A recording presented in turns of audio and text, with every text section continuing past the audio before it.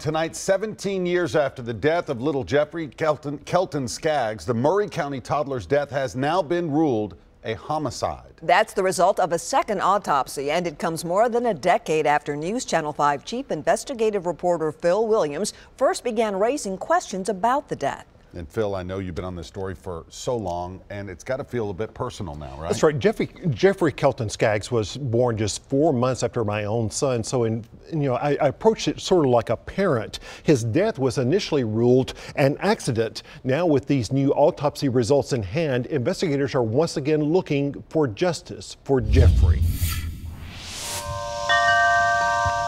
Jeffry Kelton Skaggs was just 15 months old when he died back in 2001. According to the story told by Jeffry's mother and her boyfriend, the toddler fell while climbing on a chest and hit his head on the rail of the bed.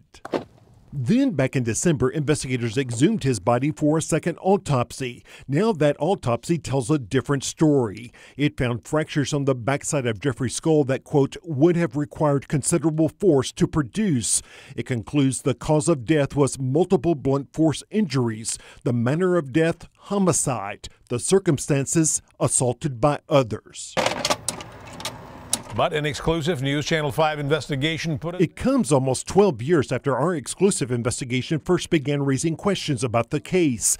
Jeffrey's death was originally ruled an accident by then medical examiner Dr. Charles Harlan, who later lost his license for incompetence. We had injuries that didn't match the stories, the multiple stories provided, the stories that changed over time.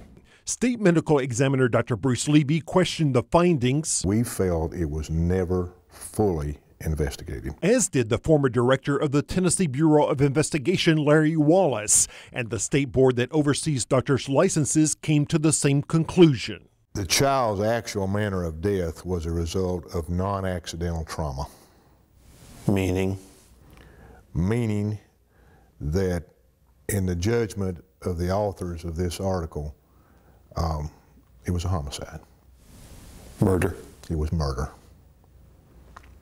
News Channel 5 Investigates also obtained this photo showing that Jeffrey's right leg was in a cast at the time of his death.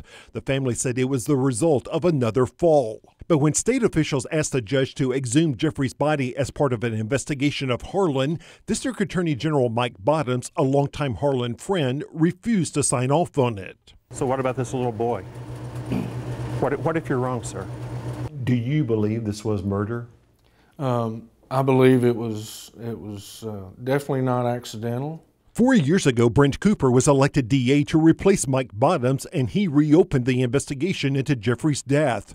He even got the legislature to pass a law that clarified his ability to seek a second autopsy. I'm just the type of person that I just don't believe in letting someone just walk away from a crime if I believe they committed a crime.